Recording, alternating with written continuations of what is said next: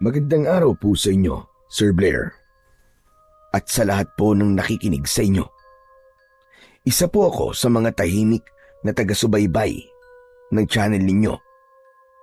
Hindi po ko nagpapalampas ng kahit na isang upload, lalo na po kung tungkol sa mga aswang. Kung bakit? Siguro po dahil sa isang bagay na matagal ko ng pilit na kinakalimutan. Isang bagay na nangyari sa amin ng kapatid kong si Nuno, na noon ay 8 taong gulang pa lamang at ako naman ay 16. Maaga kaming naulila dahil nasunog ang bahay namin at doon namatay ang aking mga magulang. Mula noon, kami na lang ni Nuno. Namumulot kami ng basura para kami ay mabuhay. Isang araw ay may nag-alok ng tulong sa amin, isang matandang lalaki, at tinanggap naming magkapatid ang tulong na yon. Pero mali ang naging desisyon namin. Nagtiwala kami sa matandang yon, pero dinala lang kami sa isang sitwasyong sumubok sa lakas namin, sa tapang at sa hangganang kaya naming tawirin para mabuhay. Ako nga pala si Jed. At ito ang aking kwento. Malakas ang hangin ng gabing yon. Pabugso-bugso ito. Dahilan upang mahirapan ako sa pagtutulak ng kariton namin. Sinulo ang kapatid ko. Nasa tabi ko. Nakakapit sa laylayan ng aking maruming t-shirt. Medyo nagbabadya na pumatak ang ulan. Bilisan natin maglakad. Baka abutan pa tayo ng bagyo. Kuya, natatakot ako. Saan tayo sisilong? Ang lakas ng hangin eh. Baka bigla tayong liparin. Hindi ka liliparin. Basta humawa ka lang na mabuti kay kuya ha. Huwag ka mag-alala. Hindi kita pababayaan. Kunting lakad pa. Ay no, may waiting shed dun. Doon na muna tayo. Biglang umugong ang hangin. Lalong natakot ang kapatid ko. Sumiksik siya sa tagiliran ko at nagsimulang manginig ang mga kamay. Sa oras na yon, may mga dahong nagliliparan. Apos, yung ilang yero sa mga nadadaanan naming bahay, kumakalampag na din. Mabilis ang tibok ng puso ko at natatakot din. Pero hindi ko yun ipinahalata sa kapatid ko. Nagkunwari akong matapang dahil alam kong kapag nagpakita ako sa kanya ng kahinaan, mas lalo siyang matatakot. Ako na lang kasi ang pwede niyang kapitan. Sa akin na lang siya kumukuha ng lakas. Ako ang kuya at kailangan kong maging matatag. Agad kong hinawakan ang balikat niya para kumalma. Huwag kang mag-alala, Nuno. Hindi tayo pababayaan ng Diyos. Habang naglalakad kami papunta sa waiting shed, bigla kong naisip kung gaano kahirap ang naging buhay namin. Halos magpipitong taon na rin kami na kaming dalawa lang. Namatay kasi sa sunog ang aming mga magulang. Mula noon, kami na lang dalawa ng kapatid ko ang magkasama. Nabuhay kami sa kalsada. Wala namang kaming ibang mauuwian dahil natupok ang bahay namin dahil sa sunog. Wala din kaming ibang malalapitan dahil yung mga kamag-anak namin ayaw nila kaming tanggapin. Ang kariton namin ang tanging yaman namin ng kapatid ko. Yun ang ginagamit namin sa paghahanap buhay. At doon na rin kami natutulog saan man kami abutin ng dilim. Mahirap maging basurerong gala. Madalas pa kaming harangin ng mga sindikatong bata. Kapag minamalas, inaagaw nila yung laman ng kariton namin o kaya naman ay yung pera na napagbentahan namin ng mga kalakal. At minsan, pati pagkain namin, kinukuha din nila. Payat ako, payat din si Nuno. Hindi namin magawang lumaban sa kanila. Kuya, malapit na tayo. Bagya pa akong nagulat nang bigla akong kalabitin ni Nuno. Ha? Oo nga no. Sige, bilisan pa natin. Ayan na yung ulan. Lumalakas na. Kaya nga kuya itong karito natin, paano na? Baka liparin to ng hangin. Hindi to liliparin. Mabigat to, Nuno. Tsaka hawak ko. Kung niliparin man to, ako munang niliparin bago siya. Natawa ng konti ang kapatid ko. Saka sumiksik ulit sa akin. Hanggang sa biglang bumuhos na ang malakas na ulan. Mabilis kaming nabasa ni Nuno. Pero habang naglalakad kami, may napansin ako. May parte ng daan na hindi binabagsakan ng ulan. Doon ay may nakatayo. Parang anino. Hindi ito gumagalaw. Bigla akong kinilabutan. Sinubukan kong ibaling ang tingin ko sa ibang direksyon. Pero parang hinihila ang mga mata ko pabalik doon. Kuya, basa na ako. Bakit ka biglang tumigil? Narinig ko si Nuno. Pero nanatili akong tahimik habang pinagmamasdan yung kakaibang nakita ko. Kuya, nilalamig na ako. Doon lang ako napatingin sa kapatid ko. Nakita ko, basa na ang kanyang damit. Nagsisimula na ring manginig ang kanyang katawan dahil sa labis na lamig. Kuya, natatakot ako. Huwag kang matakot, Nuno. Bagyo lang to. Sanay na tayo sa ganito, di ba? Ang importante, magkasama tayong dalawa. Hinawakan ko ang braso niya at mabilis ko siyang hinila papunta sa waiting shed na ilang dipa na lamang ang layo. Humahampas na ang ulan at hangin. Halos itulak kami. Pagdating namin sa waiting shed, mabilis kong itinulak paloob ang kariton. Wala kaming kasama doon. Dalawa lang kami ni Nuno. Nakaupo sa malamig na sementong sahig habang nasa tabi namin ang kariton. Lalong lumakas ang ulan.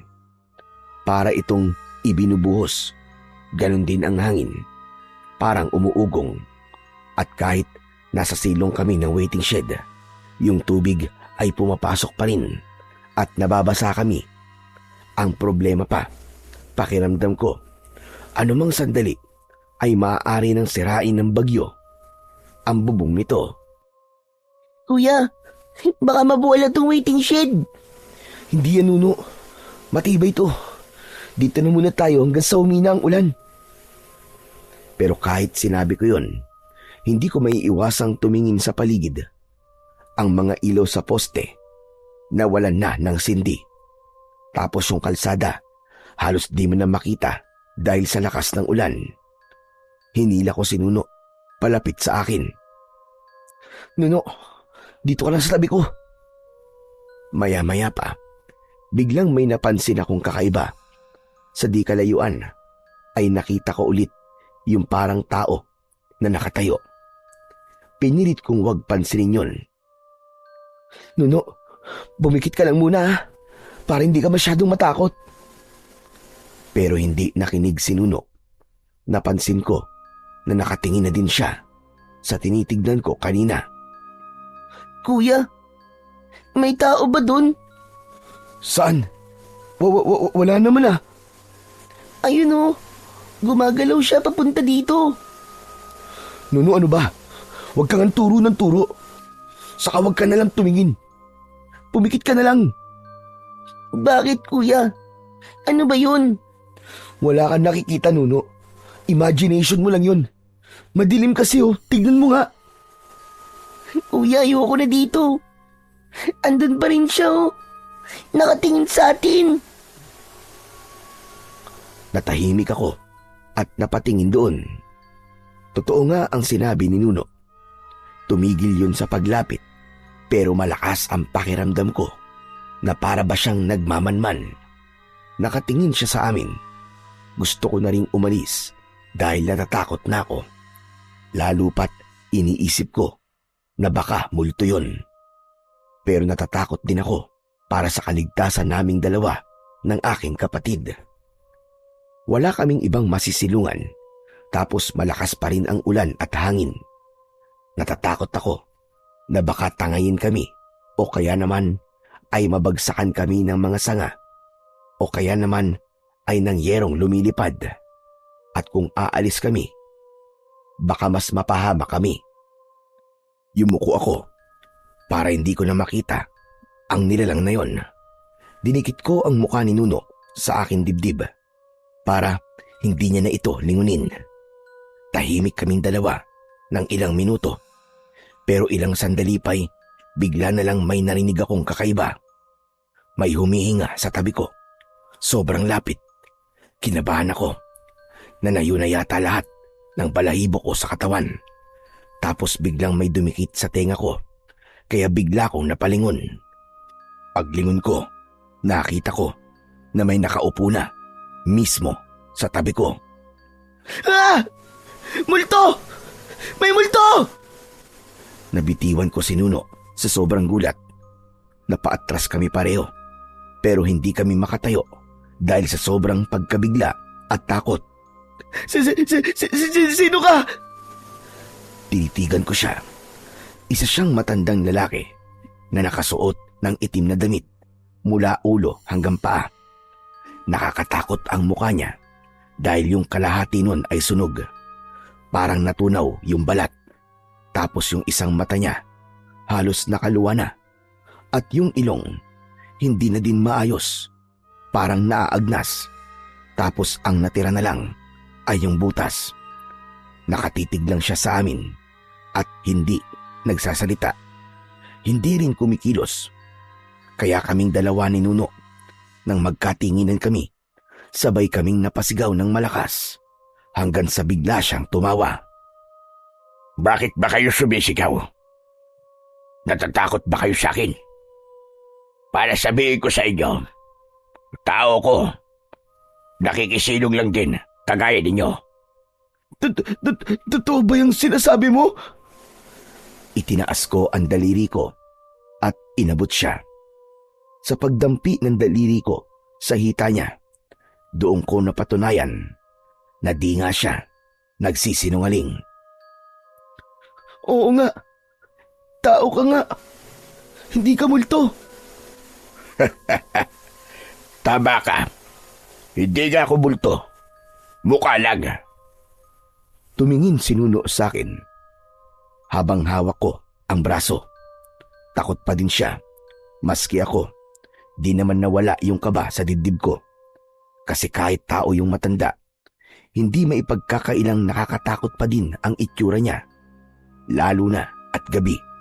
Tapos malakas ang ulan at hangin.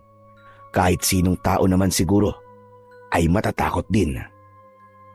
Makalipas ang ilang segundo, naramdaman kong wala naman siyang masamang balak sa amin. Kalmado lang kasi ito.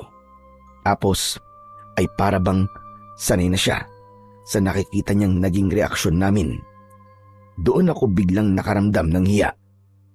Tumayo ako at muling umupo sa tabi ng matandang lalaki. Hinila ko na rin si Nuno sa tabi ko. Panay ang sulyap niya sa matanda. Okay ka lang ba, Nuno? Huwag ka nang matakot. Tao siya. Hindi siya multo. Tama ang kuya mo. Huwag kang matakot sa akin, bata. Hindi naman ako nagagain ng bata eh. O kaya na. Tatlo na tayo makikisilog dito. Grabe. Ang lakas ng bagyo, ano? Malas lang. At dito tayo naabutan. Ay, nako. Hindi kami sumagot ni Nuno. Pinakiramdaman ko pa rin siya. Ilang sandali kaming nanahimik. Tumingin sa amin ang matanda. Saka ngumiti ng kaunti. Ano nga pala ang pangalan ninyo? Ako po si Jed. Ito naman po si Nuno. Kapatid ko. Magkapatid pala kayo dalawa. Ilang taong ka na ba, bata? 16 po. Ikaw naman, iyo. Walo po. Aba, ang babata niyo pa pala. Bakit nasa kalsada kayo na ganitong oras? Hindi niyo ba alam na merong bagyo? Hindi ako sumagot. Hindi naman sa kinakahiya ko kung ano kami. Pero sa isip ko, hindi ko kilala ang matandang yon. At alam ko na hindi ako dapat nagtitiwala sa mga hindi ko kilala. Napansin niya yata na parang umiiwas ako sa pakikipag-usap. Tumingin siya sa akin, tapos muling ngumiti at tumawa ng mahina. Ang pangalan ko ay Lucio. Pwede niyo akong tawagin na Tandang Lucio. O kaya naman Lolo. Napatingin siya sa kariton, tapos biglang napabuntong hininga. Mahirap ang buhay niyo, ano? Kayo na lang ba dalawa? Huwag mo sanang masamain yung talong ko, iho. Alam niyo kasi, marami na akong nakilalang bata na katulad ninyo. Mga bata na ulila. Walang mauwian, walang makasama, at naghahanap buhay para mabuhay sila. Sa sinabi niyang yun, gumaan ang loob ko bigla. Tama po kayo. Ulila na po kami, tatang. At kami nitong kapatid ko, pareho po kaming basurero. Sabi ko na ang hirap naman ng ganyan. Kaya bata-bata nyo pa. Naaawa ko sa mga katulad ninyo. Maliliit pa, pero napipilitang maghanap buhay. Kaya nga po isang kahig isang tuka po kami. Minsan pa nga, inaagaw po ng ibang bata yung napupulot namin na pagkain. O kaya naman po, yung kinikita namin sa pamamasura. Hindi kayo lumalaban. Malalaki po sila Kapag lumaban po kami, siguradong bugbog sarado po kami nitong kapatid ko. Kaya hindi na lang po ako pumapalag. Kawawa po kasi itong si Nuno. Tumango ulit siya, pero parang nag-isip. Tapos napatingin siya kay Nuno. Mabuti pa, ay papuntahin mo dyan sa kaniton yung kapatid mo. Ayan mukhang ginaw na ginaw na. May kinuha siya sa loob ng kanyang bag. Inilabas niya mula doon ang isang kumot. Hetong kumot. Ipapahiram ko muna sa'yo. Ibalot mo sa kanya. Nako, nakakaawa naman. Ginaw na. Salamat po. Nuno, sige na. Diyan ka na muna sa loob ng kariton. Tapos subarin mo na lang yung basa mong damit para mabawasan ang ginaw na nararamdaman mo. Sinunod naman kagad ni Nuno ang mga sinabi ko. Unti-unting humupa ang panginginig niya. Nuno? Ayos ka na ba dyan? Oo, kuya. Salamat. Sige na, matulog ka na muna. Babantayan ka na lang ni kuya. Ipinikit na ni Nuno ang kanyang mga mata at sinubukang matulog. Ilang sandali lang, nakatulog na nga ang kapatid ko. Medyo gumaan ang pakiramdam ko sa pagkakataong yun. Tapos biglang umubo ang matanda. Muli akong napalingon sa kanya. Tatang, pwede po ba ako magtanong? Bakit po kayo nandito? Pauwi na sana talaga ako. Pero naabutan ako ng ulan at malakas na hangin. Tapos nakita ko ito waiting shed. Wala na akong pagpipilian kundi tumigil dito. Ganun po ba? Teka, matagal na ba kayo namabasura?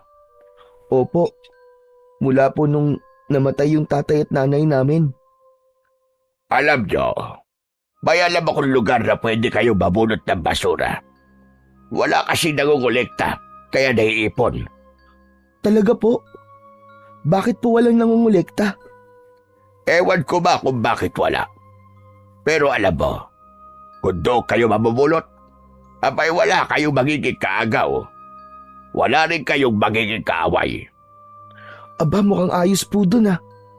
Kung sakali po na mamulot kami dun, meron po bang junk shop na pwede pong pagbentahan? Baka naman kaya walang namamasura po dun dahil wala pong bumibili. Meron. May junk shop sa kabilang baryo. Talaga po? Oo nga. Saka alam mo, maraming nakakalat doon sa tambakan ng mga bakal. Tapos may mga tanso pa ka eh. Di ba mahal yun? Meron din ako mga nakikitang mga baterya, saka mga bote at plastic. Tiba-tiba kayo doon sigurado. Mukhang hindi na nga po kami magugutom ni Nuno kapag nagkataon. Talagang hindi na. Paano naman po kami makakapunta doon, Tatang? Pwede ko kayong isabay pag uwi ko bukas. Siguro naman tapos na itong bagyo na ito kinabukasan. O ano? Sasama ba kayo sa akin? Bukas po. Naku plano ko pa pong mamulot dito bukas eh. Kasi alam nyo kapag ganitong bagyo tapos bumaha, dun malaki ang kinikita namin. Marami po kami napupulot na pwedeng ibenta. Kung sasama po kami sa inyo bukas, sayang naman po yung pagkakataon na kumita po kami ng malaki. Ano ba pinaghihinayangan mo iyo? Hindi ba nga sinabi ko sa'yo, mas malaki ang kikitain mo sa baryo namin. Katulad yan, di naman dito palagi bumabagyo o bumaba. Kung doon, aba, araw-araw, fiesta kayo magkapatid. Tumigil ako saglit at nag-isip. Alam kong may punto si Tandan Lucio, pero hindi ko rin maiwan yung pagkakataon na dala ng bagyo. Hindi madaling magdesisyon.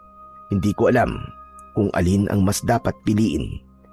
Yung oportunidad ba na sinasabi niya o yung agarang pangangailangan naming magkapatid na kumita ng pera.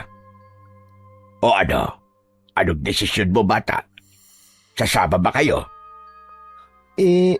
Ano po kasi? Alam ko na naguguluhan ka. Pero iyo, bukas na ang uwi ko sa amin. Kung hindi kayo sasabay sa akin, wala lang magtuturo sa inyo ng daan papunta doon. Sayang ang pagkakataon. Ilang beses akong napalunok at hindi ko alam kung ano ang sasabihin ko sa matanda. May kubo rin ako doon. Pwede kayong tumira muna sa bahay ko habang nagsisimula kayo. Talaga po? Patutuloyin niyo po kami sa bahay niyo? Oo. Bakit parang hindi ka yata makapaniwala? Tinitigan ko si Tandan Lucio. Tama siya. Hindi talaga ako makapaniwala at hindi ko lubos na maisip na may taong handang mag-alok ng tulong sa amin ng tirahan. Bigla ako naging emosyonal. Tapos, ang saya ko nang marinig ko yung mga sinabi niya. Matagal na ho kasi kaming pag-alagala sa kalsada, Tatang eh. Wala po kaming lugar na matawag naming amin. Minsan nga po, pakiramdam po namin. Hindi na po tao ang tingin sa amin ng iba. Na para bang katulad na lang po kami na mga pinupulot namin. Mga basura. Napatitig sa akin ang matanda. Nakita kong kumunot ang noo niya, pero hindi siya nagsalita. Kaya nagpatuloy ako. Imbis na tulungan po kami ng mga tao, minamaliit pa po kami. May mga pagkakataon pa nga po dati na habang namumulot kami, tinataboy po kami. Yung iba po, hinahagisan pa kami ng mga panis na pagkain o kaya bato. Meron din pong pinagtatawanan kami. Sinasabi na wala daw po kaming pag-asa, na wala kaming mararating kasi tagapulot lang daw po kami ng basura. Ang hirap naman ang pinagdaanan ninyo magkapatid. Nakakalungkot na mga bata pa lang kayo nararanasan nyo na ang kalupitan ng mga tao. Kaya nga po ang hirap po. Wala po akong magawa kundi po ang magtiis. Kasi kailangan pong mabuhay Kailangan kong samahan at tulungan ng kapatid ko para siya ay mabuhay din.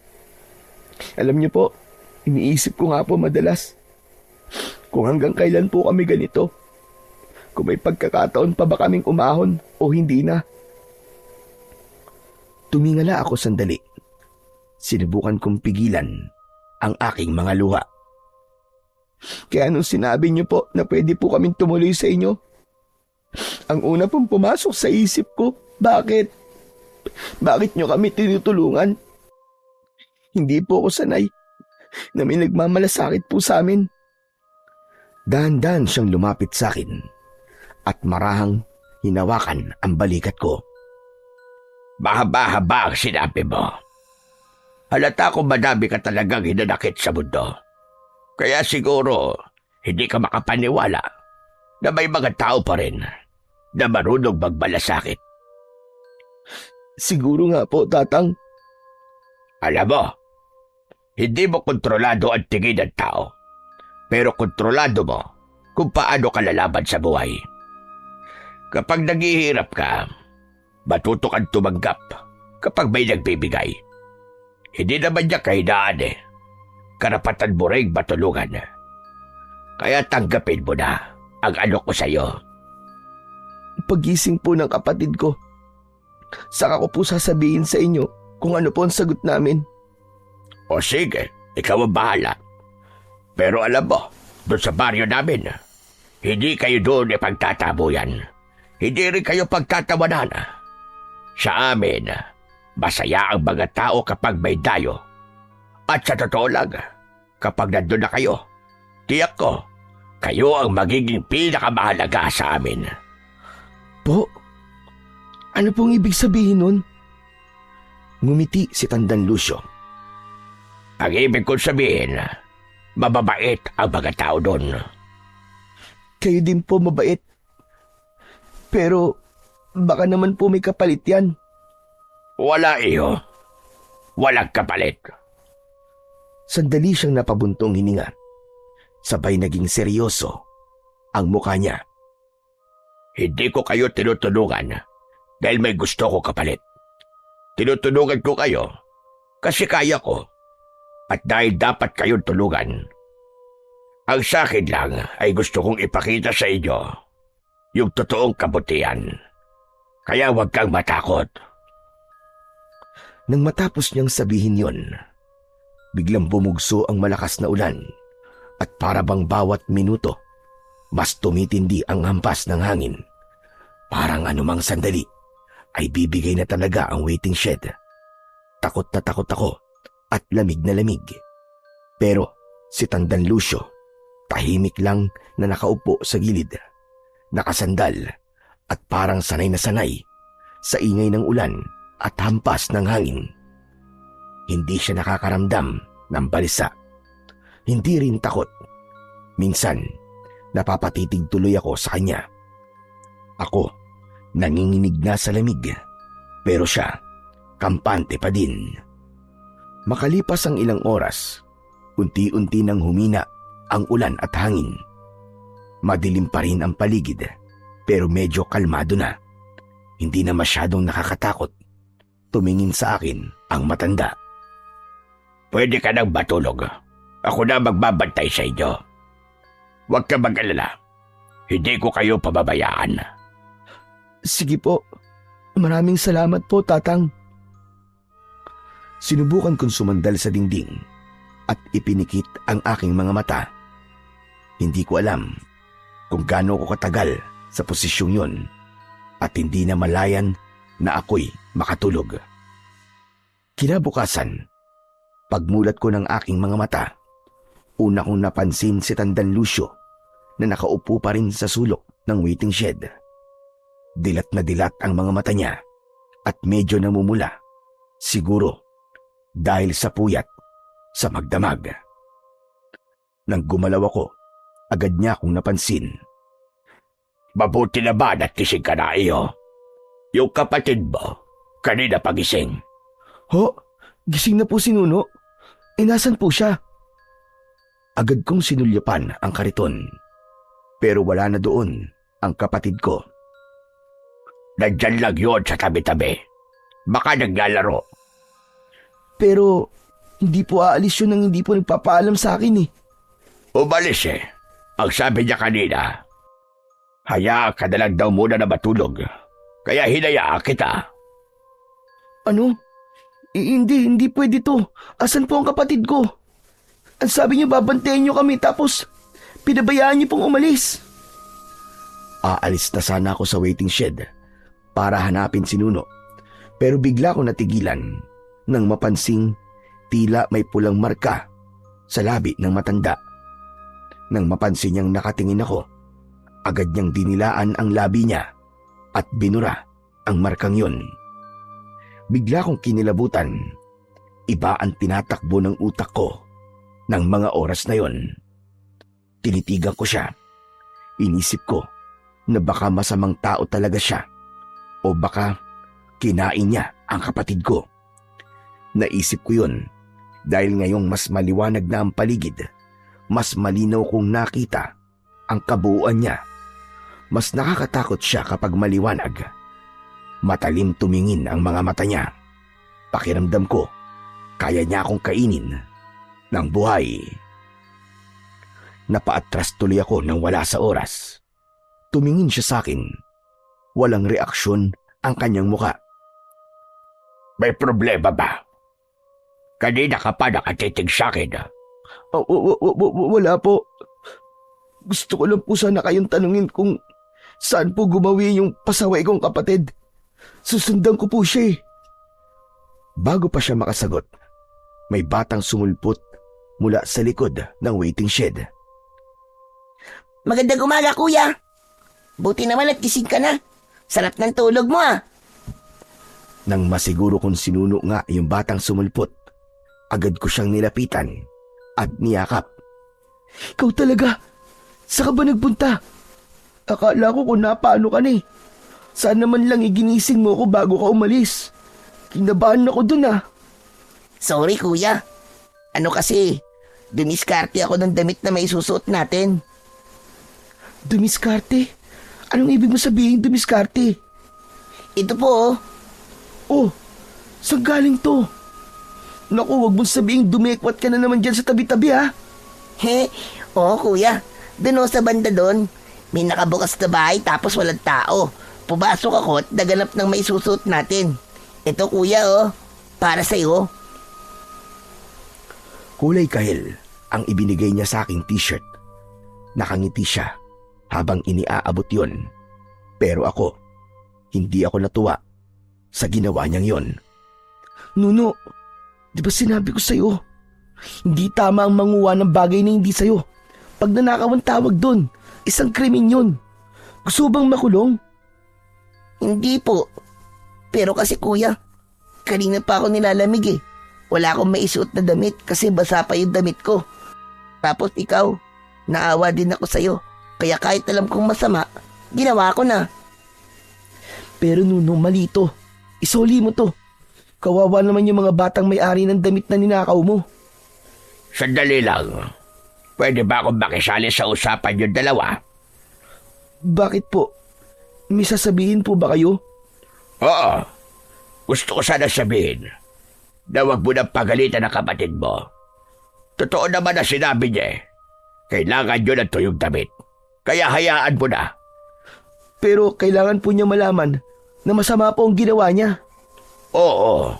Tama ka naman doon. Pero Jed, humingi na siya na sorry kanina pa.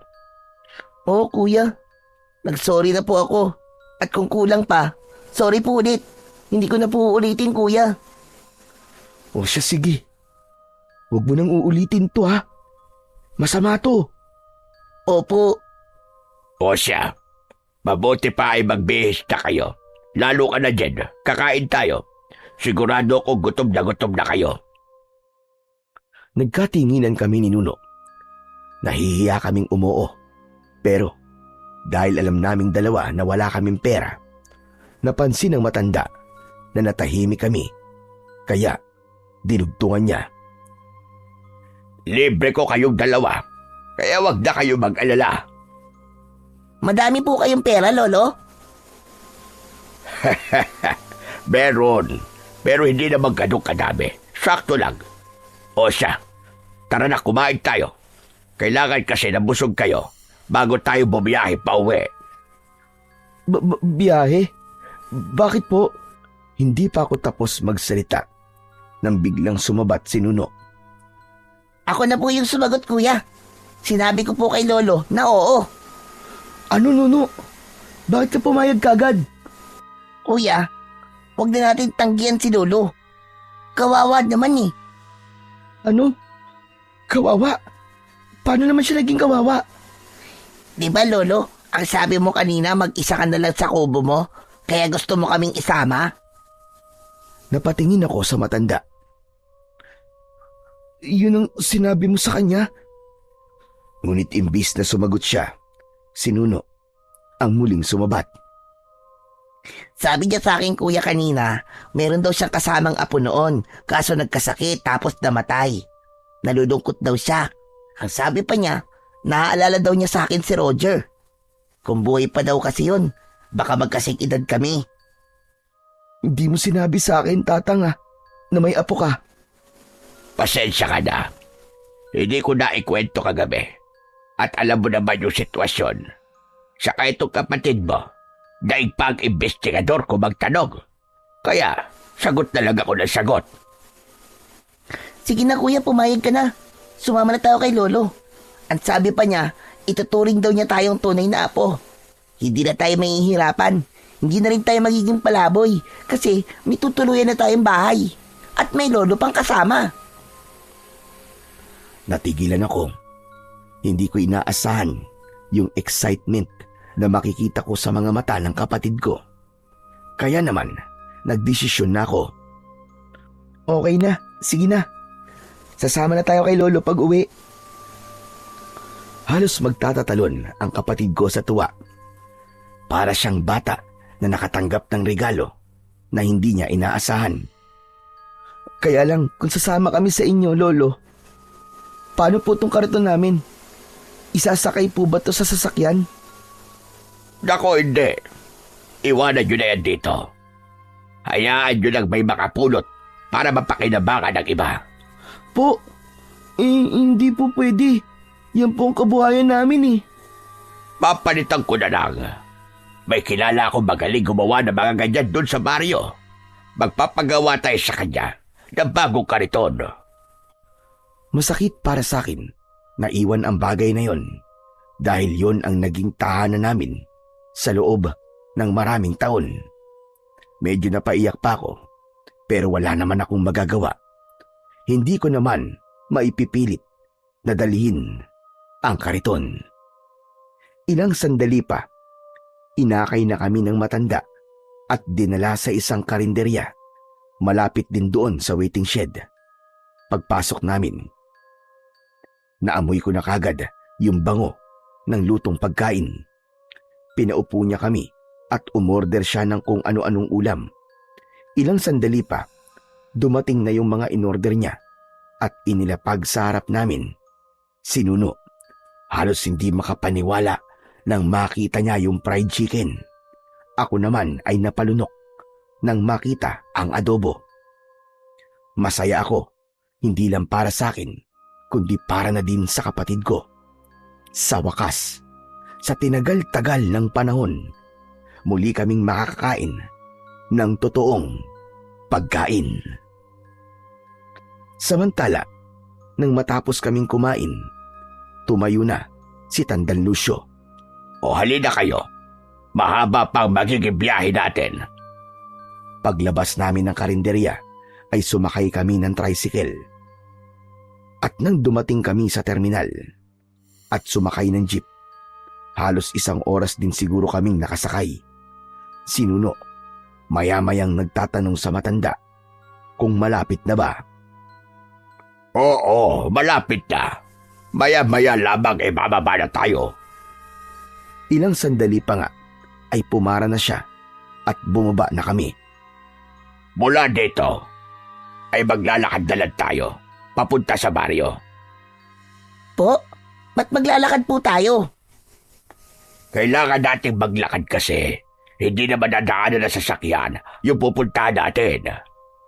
Yun ang aakatin natin, oh. Sandali lang po, Lolo. Diyan po sa itaas ng bundok yung sinasabi niyo pong baryo. Oo, iyo. Diyan nga. Pero bakit di niyo po sinabi sa akin kagad? Ibig sabihin po, liblib po yung lugar? Hindi naman ganun kaliblib. Huwag kayo mag-alala. Magiging masaya kayo doon. Ano, tara na. Medyo nag-alinlangan akong sumama. Nasabi ko tuloy sa akin sarili na baka nga siguro walang namamasura sa lugar na yon ay dahil mahirap itong puntahan ng kahit na sino. Pero magkaganon pa man, sumunod na rin ako nang magsimula na silang maglakad ng aking kapatid na si Nuno. Sa simula ay ayos pa, pero habang tumatagal, nagiging makitid ang daan at maputik. Kumakapit ito sa tsinelas ko.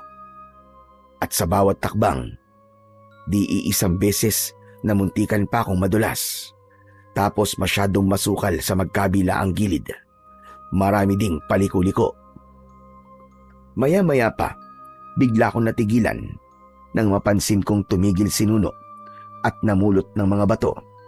Tapos habang umaakyat kami, inihuhulog niya ang mga ito isa-isa. Nuno, ano ba yung ginagawa mo? Wala lang kuya. Naiinip kasi ako eh. Mukhang mahaba-haba pa lalakarin natin eh. Hindi naman malayo. Sandali na lang ay naroroon na tayo. Kunting tiis na lang, mga apo. Aakyat pa po ba tayo sa tuktok ng bundok, Lolo? Hindi naman. Malapit na talaga, huwag na kayong mainip. Siguro akala nyo naliligaw na tayo, ano? Shortcut lang kasi to. Para hindi na tayo dadaan doon sa isang baryo. Ah, okay po. Wala kaming nagawa ni Nuno, kundi ang sumunod na lamang sa matanda. Naramdaman kong pagod na ako. Pero pagtingin ko sa kapatid ko, parang wala itong kapaguran. Nakangiti pa nga ito habang paakyat. Parang ang taas ng energy.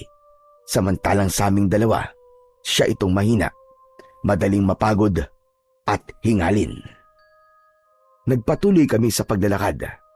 Paakyat pa rin, pero maya-maya ay may nakikita na akong paisa-isang bahay. Napabuntong hininga ako at nasabi ko sa sarili ko na sa wakas, mukhang malapit na nga talaga kami. Pagkalipas ng ilang sandali, may nakita na kaming arko.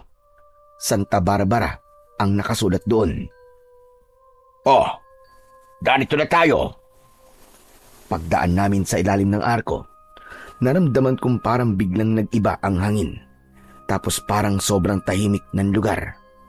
Wala akong makitang aso na gumagala. Wala ring kambing, pusa at iba pa. Wala ring naglalaro na mga bata. Walang nagchichismisang matatanda.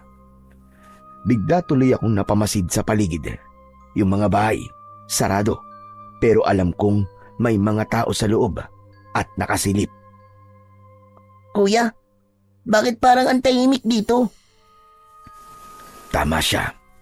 Masyadong ang tahimik ang lugar. At nakakabingi ang katahimikang yun. Ang baryo ay liblib na liblib. Parang hindi naaabot ng anumang klaseng modernisasyon sa ibaba. Parang nasa ibang mundo. Natakot ako. Aatras na sana kami. Pero may biglang sumalubong na lalaki sa amin. Payat siya. Maputi ang buhok at mukhang mas matanda pa kay Tandang Lucio. Paglapit niya, agad itong yumuko. Nag-usap sandali ang dalawa. Iba ang wika nilang ginamit habang nag-uusap sa harap namin. Wala akong naintindihan sa kanila kahit konti. Pagkatapos nun, umalis na ang lalaki. Magpapatuloy na sana kami sa paglalakad, pero biglang may narinig kami na malakas na tunog ng tambuli. Lalo tuloy na pasiksik sa tabi ko. Si Nuno. Kuya, Huwag kayong matakot. Ganyan talaga ang pagbati dito. Kapag may tumunog na tumbuli, ibig sabihin, may dumating na panauhin at malugod nila kayong tinatanggap. Pagkasabi niya nun, biglang nagbukas ang mga pinto ng bahay. Lumabas ang mga tao. Tahimik silang lahat. pero nakangiti sila sa amin. Hindi sila nagsasalita, hindi rin lumalapit, parang humilera lang sa tabi ng daan. Bakit hindi po sila nagsasalita? Ganyan talaga dito. Pero huwag kayo magtaka o mag-alala. Mababait silang lahat. Masaya mga yan kapag may dumarating. Kaya huwag kayong kabahan. Okay? Opo. Okay. Sige. Tara na. Muli siyang naglakad at kami ni Nuno. Nakasunod lang. Pagdating namin sa dulo ng daan, tumigil siya sa harap ng isang malaking bahay.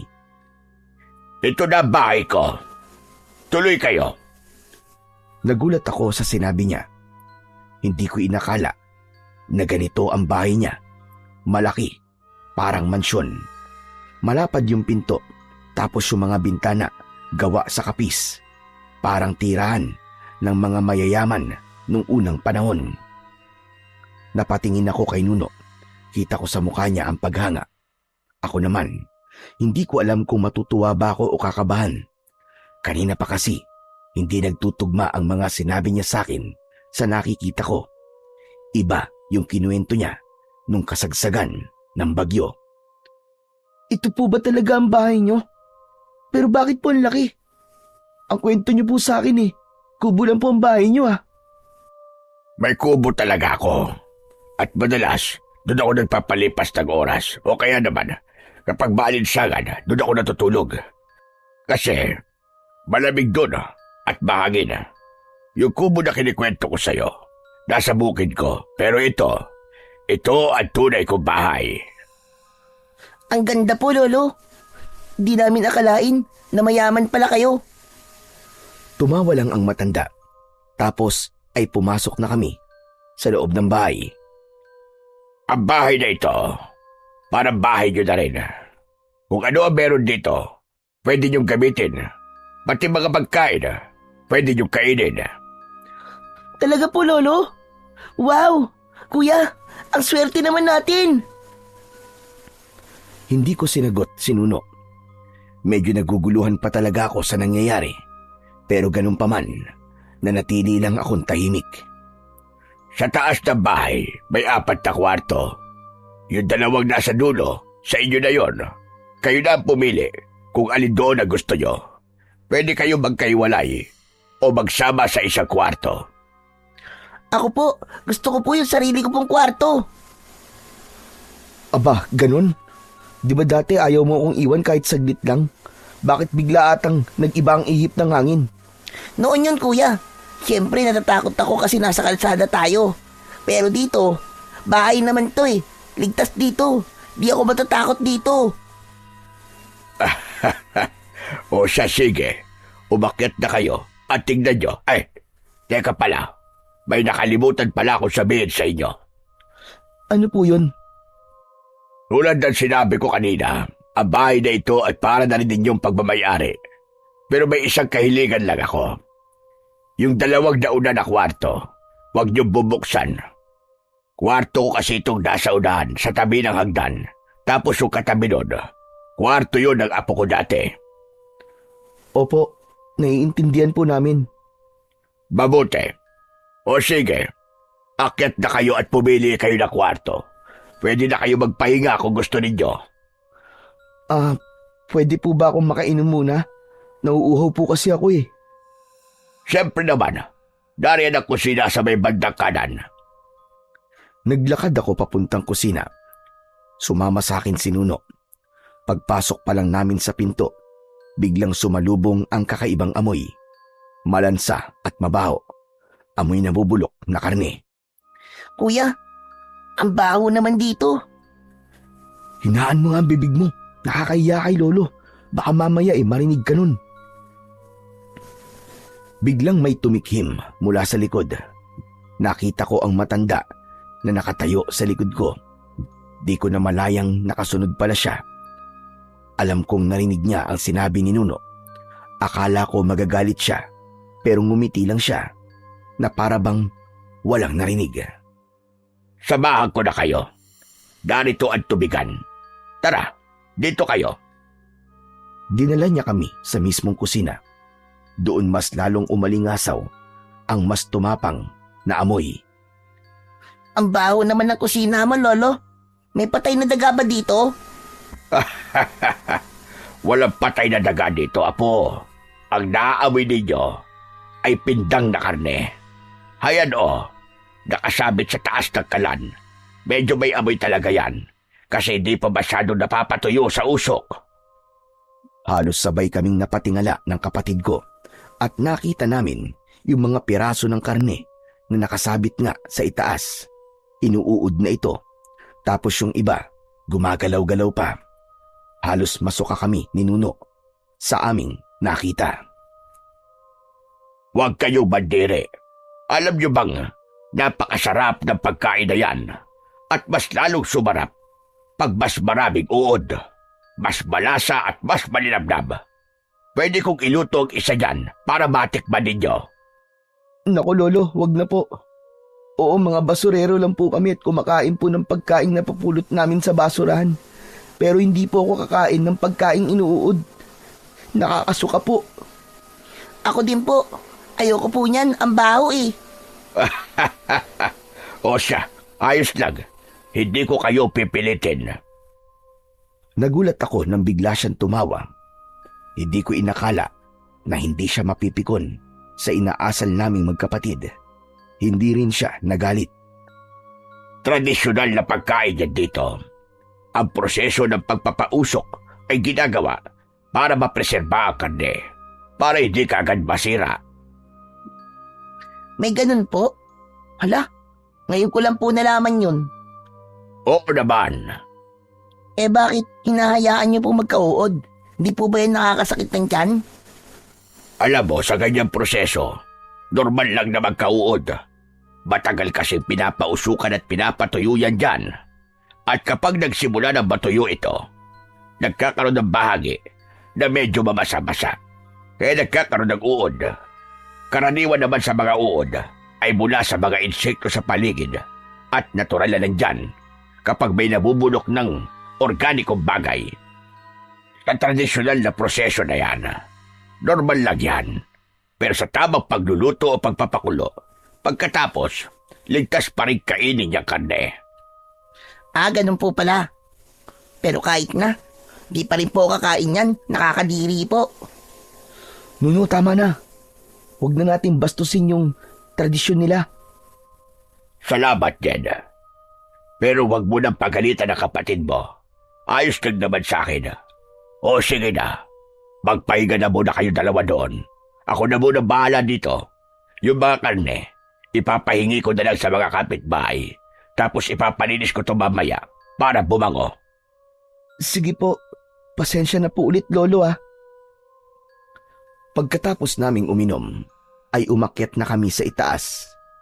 Pagdating namin sa dulong kwarto, sabik na binuksan ni Jed ang pinto. Kulay asul ito. Medyo simple lang yung ayos nito, pero may malaking kama. Parang hindi niya nagustuhan. Nang buksan naman namin yung kabilang kwarto, doon medyo mas maliwanag yung kulay. Tapos may mga drawing yung pader. Meron ding mga nakatambak na ilang laruan. Dito na lang ako, kuya. Sigurado ka? Kaya mo matulog na mag-isa dito?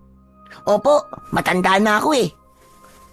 Iniwan ko na siya doon at ako naman ay bumalik sa mas malaking kwarto.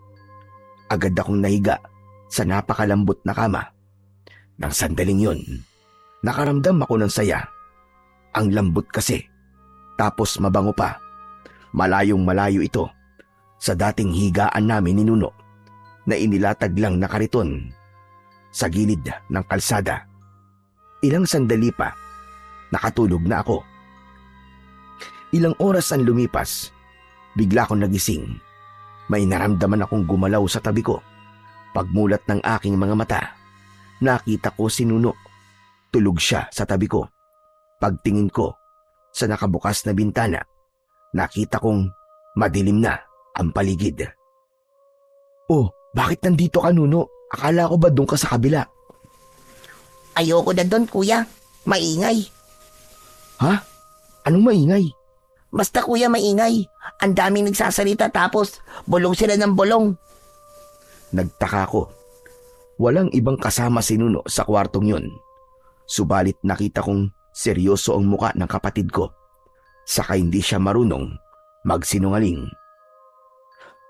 Nuno, ano bang sinasabi nila? Ang sabi, ilang araw na lang daw magkakaroon na naman ng pista dito sa baryong to. Talaga? Bakit parang di ka masaya? Di ba gustong gusto mo ng piyesta? Nung nasa bayan tayo, palagi ka nagpapadala sa akin sa peryahan. Tapos pangarap natin makasakay ng mga rides, di ba? Opo kuya. Kaso, hindi raw masaya ang piyesta dito sabi ng mga bumubulong. Paano di masaya? Umiiyak sila kuya. Kasi masakit daw. Masakit? Anong ibig mong sabihin masakit? Hindi ko alam kuya. Basta, naririnig ko lang silang nag-uusap-usap. Kahit hindi ko sila nakikita. Baka naman nananaginip ka lang. Hindi po. Imposible po managinip ako kasi hindi naman ako nakatulog. Maingay nga po sila. Hindi ko alam kung bakit at paano nagagawang magsalita ng kapatid ko ng mga bagay na ganon. Pero habang nakahiga kaming parehas sa kama, yung dibdib ko, sobrang bilis ng tibok. Magulo ang isip ko. Nakakaramdam na din ako ng takot, pero si Nuno, parang hindi naman. Ilang sandali pa, bigla kong naalala, si Lolo Lucio.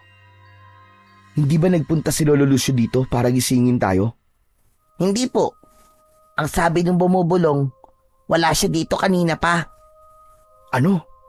Pero ang sabi niya, di ba, maghahanda siya ng makakain natin? Bakit kuya, nagugutom ka na ba? Medyo pero kaya ko pa naman. Sanay naman tayo sa gutom. Kaya nga kuya, ako rin. Hindi naman ako nagugutom. Kung ganun, itulog na lang natin to. Pumikit na ang kapatid ko. Samantalang ako, nanatiling nakatulala sa kisame. Hindi pa man nagtatagal, narinig ko na siyang humihilik. Medyo natawa pa nga ako dahil kabilis niyang nakatulog. Kinuha ko ang kumot. Naramdaman ko kasing medyo malamig, kaya balak ko siyang kumutan. Ngunit nang ilalagay ko na, may napansin akong nakalagay sa kanyang leeg. Isang kwintas na gawa sa balat ng hayop. Dahan-dahan kong hinila yon mula sa loob ng kanyang t-shirt. May palawit ito na parang buto pero matigas. Natigilan ako. Hindi ko alam kung saan ito nakuha ng kapatid ko. Gusto ko sana siyang gisingin para tanungin, pero mahimbing na ang kanyang tulog. Binitiwan ko ang kwintas at hinayaan ko na lang kasi mukhang hindi naman yun mukhang mahalaga. Tinakpang ko na siya ng kumot. Inayos ko na rin ang sarili ko, pero paglingon ko sa may bintana, parang may napansin akong malilikot na anino na kanina pa pabalik-balik. Dahan-dahan akong tumayo at lumapit sa may bintana. Hindi ko binuksan. Sinilip ko lang mula sa maliit na puwang. Sa ibaba, sa gilid ng bakuran, nakita ko si Tandang Lucio. May kausap siyang lalaki. Nakasombrero ito, kaya hindi ko makita ang muka. Pero halata sa tindig na mas bata siya kaysa kay Tandang Lucio. Umalis ka dito. Hindi kita kailangan. Matagal ka nang itinakwid dito, kaya lumayas ka. Aalis ako. Pero pagbigyan mo muna ang hilig ko. At bakit naman kita pagbibigyan? Pinaghirapan ko yon, tapos ibibigay ko na sa'yo.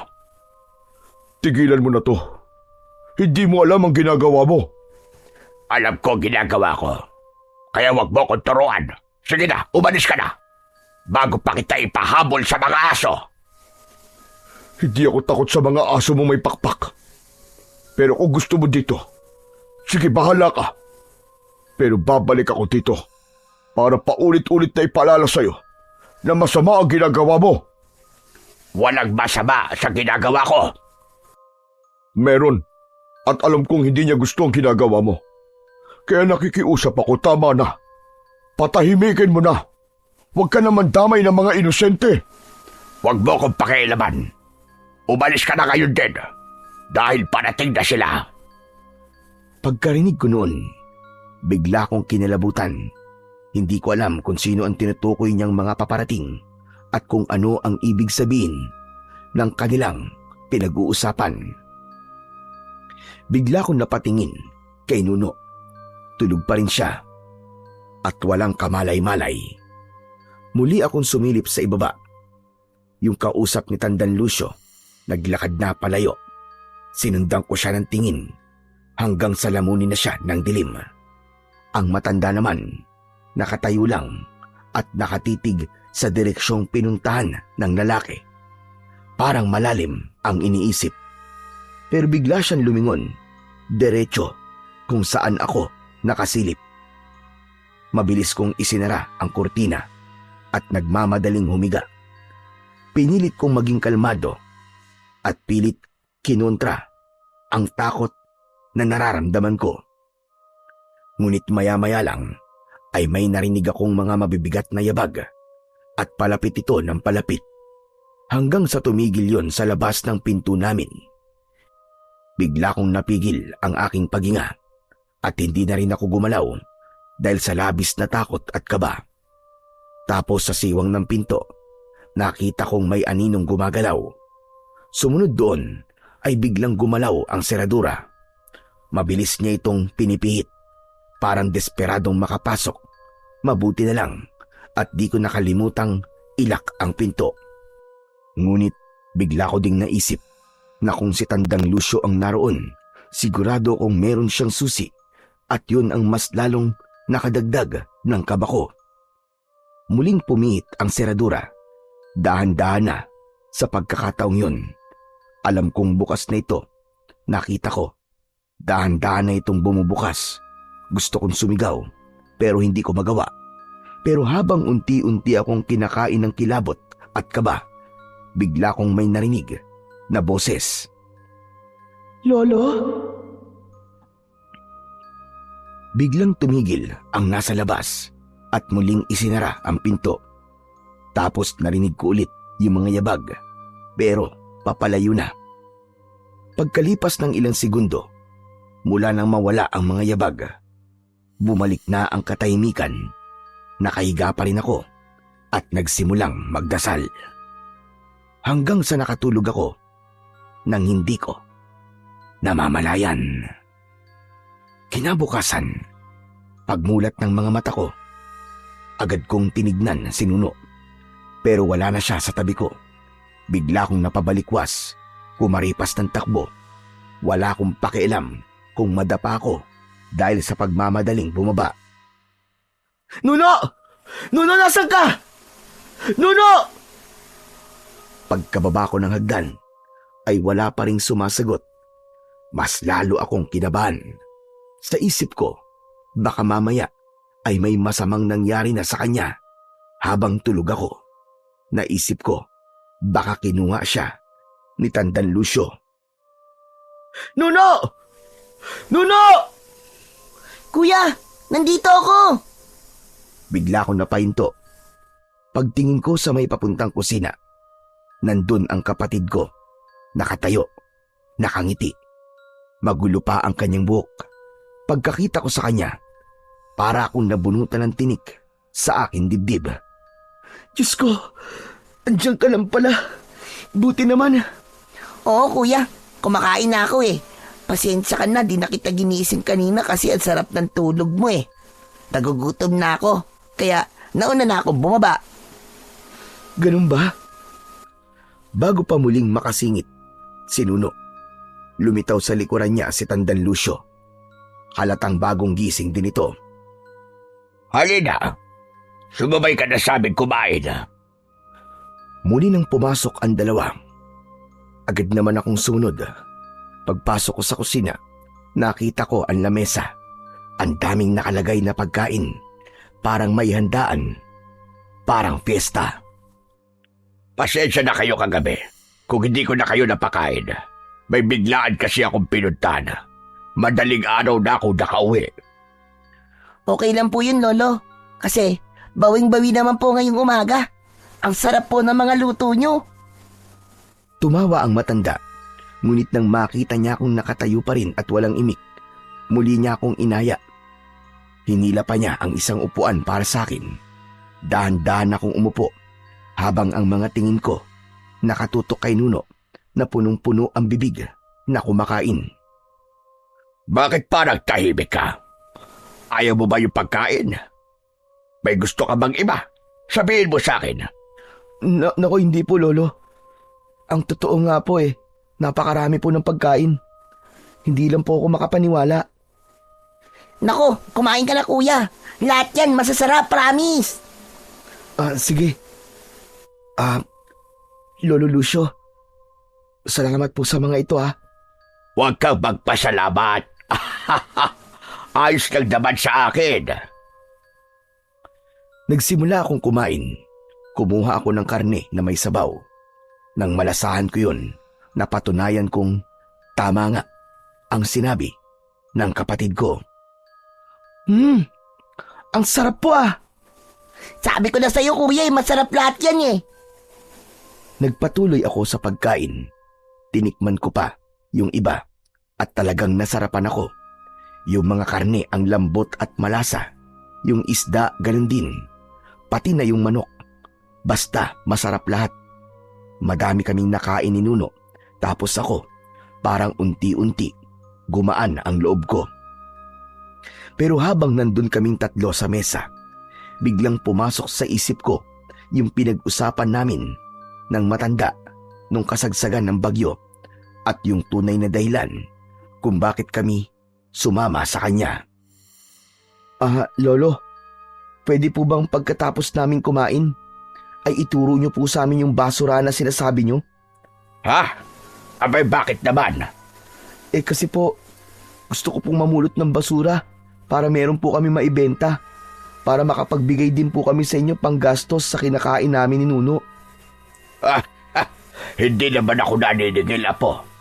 Hindi ko pababayaran sa inyo yung mga kinakain ninyo. Hindi nyo na kailangan mamasura pa. Hindi po. Nahihiya po kasi ako Kaya wag niyo po sana akong pigilan. Sigurado ka ba?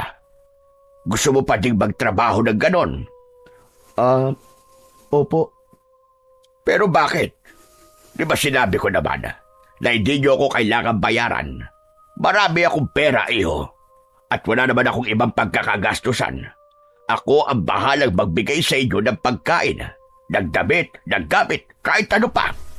Hindi nyo na kailangan mamulot ng basura. Nagkatinginan kami ni Nuno. Parehas na napatigil sa pagkain. Mga bata pa kayo. Hindi tama na naghahanap buhay kayo. Dapat i-enjoy nyo lang yung kabataan ninyo at yung natitira nyong buhay. Po? Ano po sabi nyo? Ang ibig ko sabihin dapat maging masaya kayo hanggat bata. Kasi kapag naging matanda na kayo, wala na. Puro hirap at responsibilidad na ang kakaharapin ninyo. Pero hindi po ako sanay na walang ginagawa Ayoko pong maging tamad. Hindi ka naman magiging tamad Pero kasi, hayaan nyo na ako maghanap buhay. Huwag nyo akong alalahanin. Hindi nyo kailangan magtrabaho para sa akin. Kayo dapat ang inaasikaso. Hindi kayo ang nag-aasikaso. Tumahimik ako. First time, may nagsabi nun sa amin. Nasanay kasi kami na kami yung gumagawa ng paraan. Wala nang iba. Habang nandito kayo, hindi nyo kailangan mag-alala. Kumain lang kayo, matulog na mahimbing, maglaro kung gusto nyo. Pwede rin kayo maglimot-limot dito. Basta wag lang kayong papasok sa kakahuyan o sa gubat at baka kayo'y maligaw. Maraming mababangis na hayop sa gubat. Sige po, Lolo. Kung yan po ang gusto nyo. Mainam naman. Basta ang gusto ko, magpataba kayo. Ang papayat ninyo Talagang tataba po kami dito, Lolo Lucio. Lalo na po kapag ganito kadami at kasasarap araw-araw ang ihahain nyo sa amin. Nuno, nakakahiya. Huwag mo siya bawalan. Hayaan mo na siya. Nakakatuwa Sige na, kumain lang kayo na kumain. Makalipas ang ilang minuto, nang maubos na namin ng pagkain, nagpahinga kami sandali. Maya-maya, tumayo si Tandang Lucio at inayos ang suot niyang sombrero. O siya, mga apo. Aalis muna ako ha. May pupuntahan lang ako. Saan po kayo pupunta, Lolo? Sa bahay ng pinuno ng kapitan. May kailangan daw akong tulungan doon. Baka mamayang hapon pa ako makakauwi. Okay po. Habang wala ako, pwede kayong gumawa ng kahit na anong magagaang trabaho dito sa bahay. Iligpit nyo itong mga pinagkainan natin, saka nyo hugasan. Tapos magpahinga kayo, maglaro. Bahala kayo. At ikaw naman, Jen, mamayang tanghali. Tutal, marami naman tayong tirang pagkain. Yan na lamang ang ihain mo mamaya sa tanghalian. At ikaw na ang magpakain dito kay Nuno. Sige po, Lolo. Ako na pong bahala. Kayang-kaya ko po yan. Mabuti kung ganon. Basta yung mga bilin ko gawin nyo. At ito nga pala si Nuno. Bantayan mo maigi. Lolo naman kaya ko po sarili ko. Di na po ako kailangan bantayan pa. Oo na. Pero makikinig ka pa rin sa kuya mo, ha? Napangiti kami pareho ni Tandang Lucio. Tapos ay kinindatan niya ako. Sige na. Babalik ako ng maaga kapag tapos na ang lahat ng gawain ko. Lumabas na siya papunta sa pinto ng kusina. Bago lumabas, lumingon siya sandali, ngumiti at kumaway. Pagkasara ng pinto, kami na lang ulit ni Nuno ang natira sa loob ng bahay. Tumayo na ako at sinimulan ang mga gawain. Pagkatapos, lumabas kami sa likod ng bahay para magpahangin. Habang naglalaro kaming dalawa, may napansin akong maliit na bodega sa may sulok ng bakuran. Lumapit ako dito ng dahan-dahan. Nang makarating, nakita ko nakabukas ng bahagya ang pintuan. Itinulak ko ito. Sumilip ako sa loob. Amoy alikabok ang lugar. Tapos ang daming nakatambak na mga lumang gamit. Sirang upuan, lumang kaldero, sandok, mga bakal, bote, at marami pang iba. Naisip ko tuloy na baka matuwa si Lolo Lucio kung lilinisin ko ito. Kuya, anong ginagawa mo dito? Ano ka ba? Bakit bigla ka nalang lumilitaw? Hala, hindi naman kita ginugulat Nagtatanong lang naman ako. Ano ba kasing meron dito? Wala, basura lang to. Pero iayos natin para matuwa sa atin si Lolo Lucio. Sige kuya, tutulungan kita. Nagsimula na kaming maglinis, nagwalis, nagayos ng kalat, tinanggal yung mga alikabok sa mga kahon. Pero si Nuno, laro lang ng laro.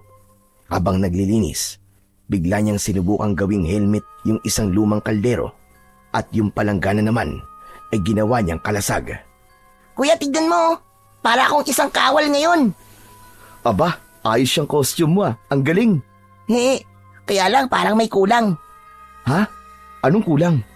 Wala akong sandata Tumingin siya sa paligid. May napansin siyang kumislap na bagay sa isang sulok ng bodega. Nilapitan niya ito at hinugot. Isang sibat yun na parang sakto lang na pambata. Ano masasabi mo kuya? Ayos na ba? Kompleto na. Oo, kompleto na nga. Pero mag-iingat ka dyan sa matulis na bagay na yan Delikado yung paglaruan. Opo, mag-iingat po ako. Nagsimula siyang maglaro at magpaikot-ikot sa loob ng bodega. Pero maya-maya lang ay bigla niyang inihagis ang sibat.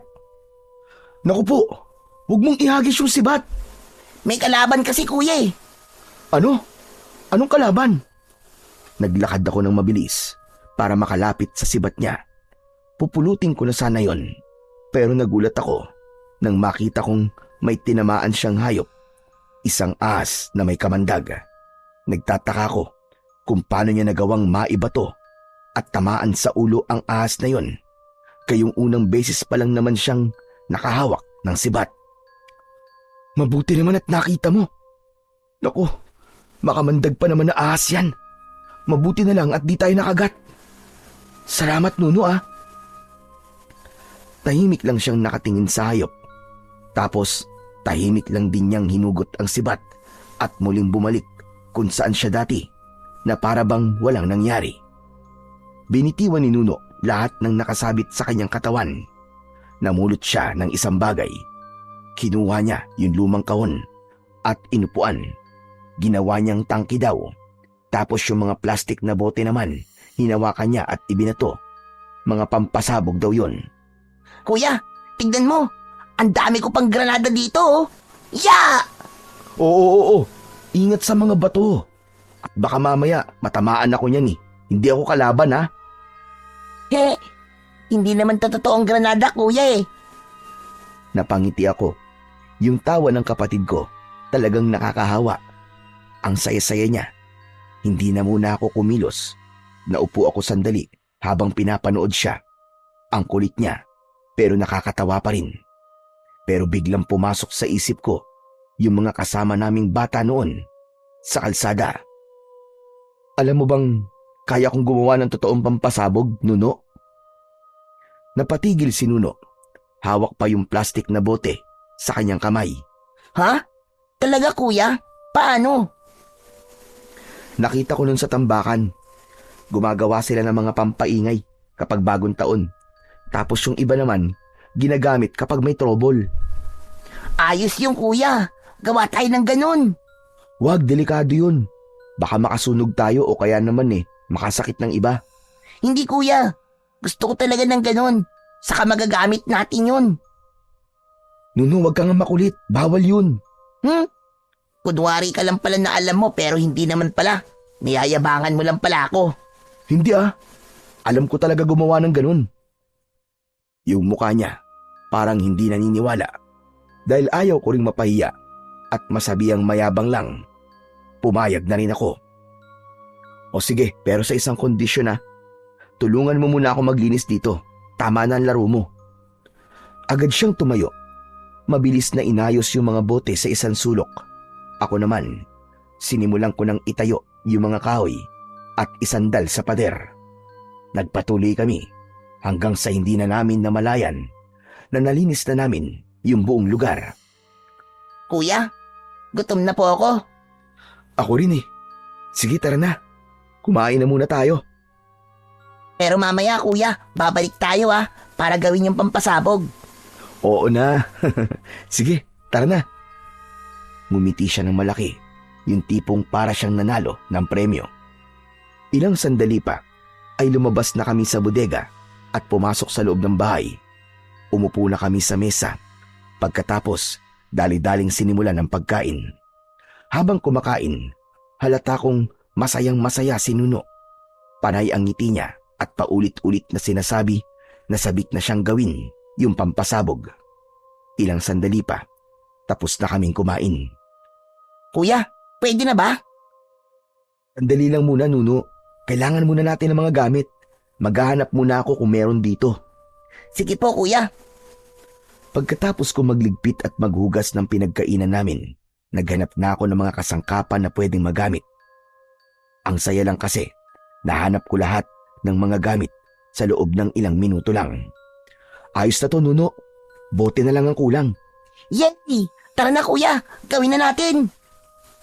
Pagdating sa bodega, agad na naming sinimulan ang paggawa. Gamit ang mga nakuha ko, unti-unti ay nakagawa kami ng improvised na bomba. Pero yung mga pampasabog na yon, mahihina lang. Hindi naman yung malakas at talagang nakakapinsala, kundi ka naman direktang tatamaan. Subukan na natin, kuya. Kung talagang sasabog ba to? Sigurado ka? Hindi ka natatakot? Hindi, kuya. Oo, sige na. Pero isa lang kasi baka maabutan tayo ni Lolo dito.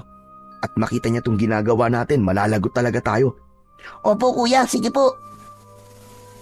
Tumingin muna ako sa paligid bago ko ituloy ang kalokohan namin.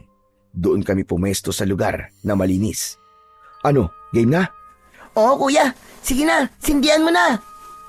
Medyo kinakabahan ako ng konti.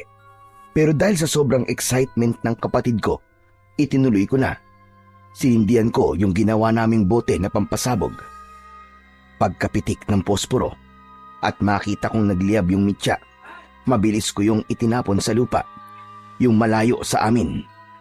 Isang mahinang pagsabog ang nangyari, pero sapat na yon para mapasigaw si Nuno. Wow, kuya! Ang galing! Parang totoong paputok nga! Grabe ang astig mo! Tumalon-talon pa siya sa sobrang tuwa at halos hindi matapos-tapos kakapalakpak. Ang lupit mo, kuya! Grabe! Pwede pa siguro tayo magpasabog ng madami! Isa lang ang sabi ko, di ba? Tama na yun. Baka biglang umuwi si Lolo at makita niya yan. Lagot talaga tayo pareho. Oo nga pala. Sige na nga. O ikaw huwag mong gagalawin yung mga nakatago sa bodega na ganito Delikado kung ikaw lang ang maglalaro nun. Kailangan palagi mo akong kasama, naiintindihan mo ba? Tandaan mo, kapag nahuli tayo, pagagalitan tayo at baka paalisin pa tayo dito. Oo, kuya. Susundin kita. Huwag ka mag-alala. Promise. Cross my heart. Mabuti kung ganun. O tara na, iligpit na natin itong mga to at pumasok na tayo sa bahay. Gusto ko magpahinga. Tulog muna tayo. Okay, kuya. Tinapik ko siya sa ulo. Natatawa na lang ako sa sobrang saya niya. Tapos, niligpit namin yung mga gamit at siniguro naming walang bakas na maiiwan sa ginawa naming kalokohan. Habang papasok kami, pabalik ng bahay, panay pa rin ang pagsasabi niya na magaling ako, na astig ako, at bilib na bilib siya sa akin. Pumasok na kami ng bahay. Pag-akyat namin sa hagdan at matapat sa pangalawang kwarto, tumigil si Nuno. Kuya, ano kayang nasa loob niyan, no? Ewan, wala naman tayong pakialam dyan. Hindi gumalaw ang kapatid ko. Parang may pinakikinggan at pinakikiramdaman siya sa loob ng kwartong yun. Kuya, ang ingay sa loob parang may umiiyak. Hindi kaya may nakakulong dyan? Tulungan natin. Ha? Anong ingay? Wala naman ako naririnig Pero bago makasagot si Nuno, nakita ko bigla siyang nagulat. Tapos ay biglang napaurong na para bang may kinatatakutan. Para siyang biglang nanigas at nakatitig lang sa mismong doorknob. Oh, bakit na naman? Kuya, may tao sa loob. Ang sabi niya gusto daw niyang lumabas. Tulungan daw natin siya. Nuno, ano ba? Kanina pa kung ano sinasabi mo Wala naman ako naririnig Saka di ba, ang sabi sa atin ni Lolo Lucio, wag natin papasukin o pakikialaman yung kwarto na yan. Hindi na kumibo si Nuno. Hinawakan ko ang kamay niya at hinila siya papalayo. Tara sa kwarto natin. Pagod na ako. Tahimik na sumunod sa akin si Nuno. Pagpasok namin sa kwarto, agad kong isinara ang pintuan. Humiga kami pareho at kahit hindi kami nag-uusap, ramdam ko ang takot niya. Tapos tinakpan niya ang sarili niya ng kumot. Napabuntong hininga na lang ako at pinabayaan siya. Maya-maya, nakaramdam na ako ng antok, kaya ipinikit ko na ang aking mga mata. Makalipas ang ilang sandali, nagising ako nang makarinig ako ng isang malakas na sigaw. Pagtingin ko sa tabi ko, wala si Nuno. Tapos narinig ko ulit yung sigaw. Si Nuno yun. Agad akong tumayo at tumakbo. Pagtapat ko sa kwartong pinag-uusapan namin kanina, nakita ko yung bukas. Doon galing yung sigaw at yung iyak na naririnig ko. Nuno! Andiyan ka ba sa loob? Subalit walang sumagot. Dahan-dahan akong lumapit sa may pinto at sumilip. Nakita ko ang kapatid ko na nakatalikod. May kung anong tinatanaw mula sa loob. Mabilis ko siyang nilapitan. Nuno, ano ba? Ba't ka nandito? Di ba sabi ko naman sa'yo bawal tayong... Bigla akong natigilan. Ng pag-angat ng mukha niya, nakita ko hindi siya si Nuno. Ang nakatalikod kanina ay isang naaagnas na bangkay. Dahan-dahang umikot ang mukha niya na di man lang gumagalaw ang kanyang katawan. Ang isang mata niya nakalubog at yung isa naman ay maputi, walang itim. May kumikislot na bulate sa loob ng butas ng ilong at sa sugat niya sa pisngi. Ang damit niya, butas-butas at puno ng tuyong dugo. Dikit na dikit ito sa katawan dahil sa pagkabulok ng laman. At yung amoy, masangsang at nakakasuka. Walang pinagkaiba sa amoy ng pinatuyong karne sa kalan na una naming nakita ni Nuno sa kusina. Nang bumuka ang bibig nito, Nanigas ang tuhod ko. Ang ungol niya parang galing sa ilalim ng hukay.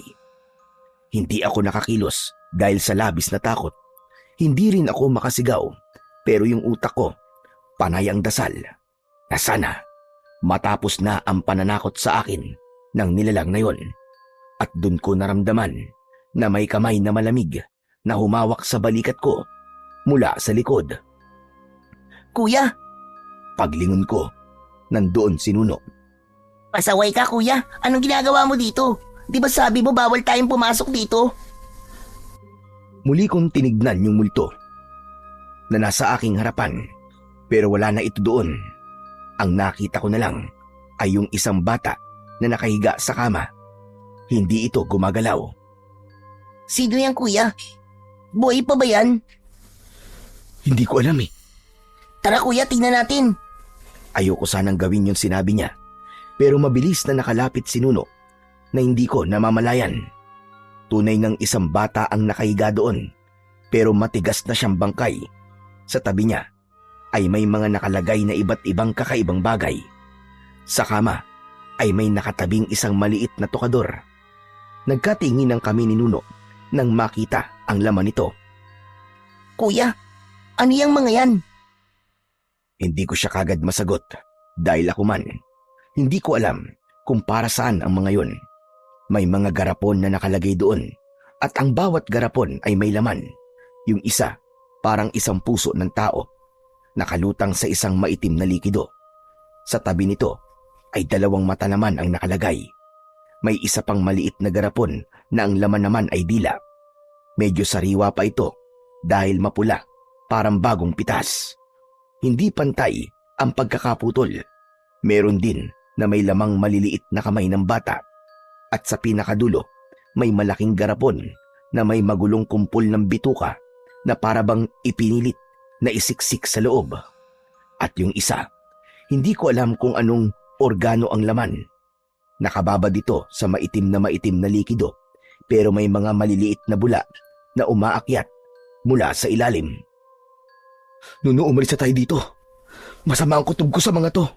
Oo nga kuya, sa katignan mo, yung krus na nakasabit sa dingding, baliktad. Mabilis kong hinila si Nuno palabas ng silid. Hindi na ako lumingon. Basta ang alam ko lang, kailangan naming makaalis doon. Pero paglabas namin ng silid, nakita namin si Tandang Lucio. Nakakaakyat lang sa hagdan. Pareho kaming natigilan. Napansin kong biglang nanlisik ang mga mata niya. Bakit kayo pumasok dyan? Hindi ba't sinabi ko na sa inyo na wag kayong lalapit sa kwartong yan? Hindi po namin sinasadya, Lolo. Hinahanap ko po kasi si Nuno kanina eh. At akala ko po ay nasa loob siya kaya... Kahit na, hindi mo pa rin sinunod at sinabi ko. Matigas ang ulo nyo. Sorry na po, Lolo. Hindi na po mauulit. Talagang hindi na dapat maulit yan. Mga pasaway kayo. Ang kapal ng mukha niyong suwayin ako. Matapos ko kayong pakainin, bigyan ng matutuluyan.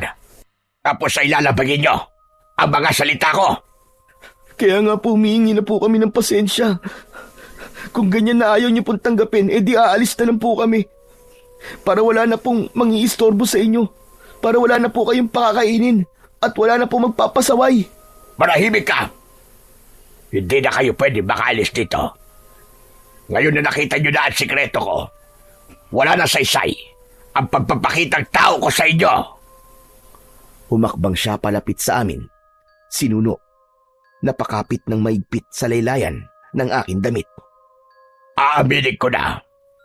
Binili ko kayong dalawa para pagkunan ng kailangan ng apo ko. Hindi agad pumasok sa isip ko ang sinabi niya. Pero nang itinuro niya si Nuno, doon na ako kinilabutan. Kailangan ko ang paa ng batang yan at yung tega mo. Mas lalong napakapit sa damit ko si Nuno. Naramdaman ko rin ang panginginig ng kanyang mga kamay. Kayo ang napili ko dahil wala na kayong mga magulang. Wala na din kayong mga pamilya na maaaring maghanap sa inyo. Sakaling mawala kayo, yung mga tulad ninyo, ang pinakamadaling biktimahin. Kuya, Anong gagawin natin? Natatakot ako. Pinigilan ko magsalita dahil mahahalata ni Nuno na natatakot na din ako. Ayokong maramdaman niya yon dahil alam kong sa akin lang siya humuhugot ng lakas. Maya-maya pa, tinignan ng matanda si Nuno. Yung mga parte ng katawan na nakita niyo dyan sa loob, galing yan sa mga batang nauna sa inyo. Inaalay ko sila sa mga aswang dito sa baryo. Bawat isang bata na inaalay ko, kapalit doon ay ang isang parte ng katawan niya. Inuuwi ko yun dito, inilalagay sa ganapon, at hihintaying mabuo ang lahat ng organo. Ano? Ibig sabihin, aswang ang mga taga rito? Tama ka. Anong gagawin mo sa mga kinukolekta mo? Kapag nakakolekta na ako ng lahat ng parte ng katawan, gagamitin namin yun ng mga aswang para buhayin ang apo ko. Ang sama mo! Demonyo ka!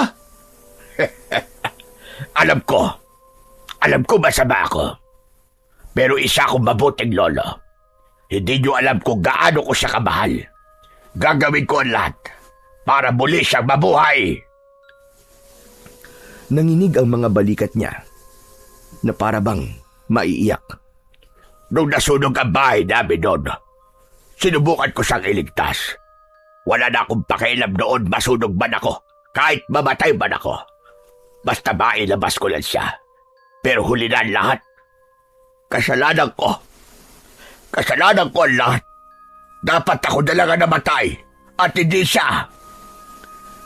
Biglang humakbang siya palapit sa amin. Kaya hindi ako titigil hanggat hindi ko siya naibabalik. At para magawa yon, kailangan ko ang katawan ninyo, ang paa ni Nuno, at yung mga tega mo. Pagkasabi nun, ay agad siyang sumugod palapit sa amin ng kapatid ko. Napansin ko na puntirya niya si Nuno. Nuno! Atras! Muntik na siyang mablot ng matanda. Mabuti na lang at mabilis ko siyang sinipa sa tuhod niya. Umangal siya sa sakit at napaluhod. Mga walang utang na loob! Sinamantala ko ang pagkakataong yon. Hinila ko si Nuno. Nuno! Takbo! Bilis! Mabilis kaming bumaba ng hagdan. Pagdating namin sa ibaba, muli kaming lumingon. Naroon na sa puno ng hagdan ang kinatatakutan naming matanda. Huwag nyo nagtagkain tumakas. Hindi na kayo makakalabas ng baryong ito. Sa labas, mas marami kayong kaaway. Mas madali kayo mamamatay dahil maraming aswang ang nagkalat ngayong gabi. Kuya, natatakot na ako. Anong gagawin natin? Huwag kang matakot, Nuno. Makakaalis tayo dito. Hinawakan ko ang kamay niya nang mas maigpit at sabay kaming tumakbo palabas. Subalit paglabas namin, doon namin napatunayan na hindi nagsisinungaling ang matanda. Sa dami ng mga sinabi niya sa akin noon na puro kasinungalingan, ngayon lang siya nagsabi ng totoo. May aswang nga sa baryo. Kuya, tignan mo doon sa may puno. Napatingin ako sa itinuro niya. May nilalang nga doon na nakasabit ng pabaligtad. May malalaki itong pakpak. Mapupula ang mga mata nito nang diretsong nakatingin sa amin. Kuya, hindi yung tao. Alam ko, Nuno. At sa sandaling yon, gumalaw ang nilalang. Pasugod sa amin. Ah! May aswang! Bumitaw si Nuno at mabilis siyang tumakbo palayo. Nuno! Hintayin mo ako! Hinabol ko siya dahil sa takot na baka mas lalo siyang mapahamak, lalo na at nasa taas ang aswang na humahabol sa amin. Pero hindi nagpapigil ang kapatid ko hanggang sa nakita kong papunta pala siya sa may bodega. Binuksan niya agad ang pinto at dumiretso siya sa loob. Sumiksik sa mga kahon. Agad akong sumunod at mabilis na isinara ang pinto. Narinig ko ang malakas na pagaspas ng pakpak sa itaas. Paikot-ikot yun na parabang naghahanap ng mapapasukan. Madilim sa loob ng bodega pero biglang may lumiwanag. At ito ay yung kwintas na suot ni Nuno. Umiilaw ito ng kulay asul Mahina pero sapat para makita ko ang muka ng kapatid ko at yung ibang bagay na malapit sa kanya. Hala, bakit umiilaw yung kwintas mo, Nuno? Ewan ko po, kuya. Pero sabi ng bumubulong, hayaan ko lang daw, kuya. Yung liwanag daw na yan ang magliligtas sa atin. Kinabahan ako sa mga sinabi niya. Saan mo ba nakuha yan? Napulot ko po to nung nanguha po ako ng damit sa bahay ng may bahay. Matapos yung bagyo. Ano? Kuya, totoo kaya yung sinasabi ng bumubulong sa akin? Maliligtas pa tayo nito suot kong kwintas? Hindi ko alam. Pero sana nga, Nuno. Sana nga ay makaligtas tayo sa impyernong lugar na to. Kuya, sabi ng bumubulong, marami daw tayong pwedeng gamitin dito sa bodega na panlaban sa mga aswang. Talaga? Tumayo si Nuno. Tapos ay pinulot niya yung kaldero tapos yung palanggana. At tulad nung paglalaro niya, isinuot niya yung kaldero bilang helmet at yung palanggana ay ginawa naman niyang kalasag. Yung sibat ay kanya ring hinawakan. Patuloy na nagniningning ang suot niyang kwintas. Ako naman, bigla kong naisip yung mga ginawa naming pampasabog. Alam kong hindi sapat yun para maipagtanggol namin ang aming mga sarili. Pero naniniwala ko na may maitutulong sa amin ang mga basurang yon.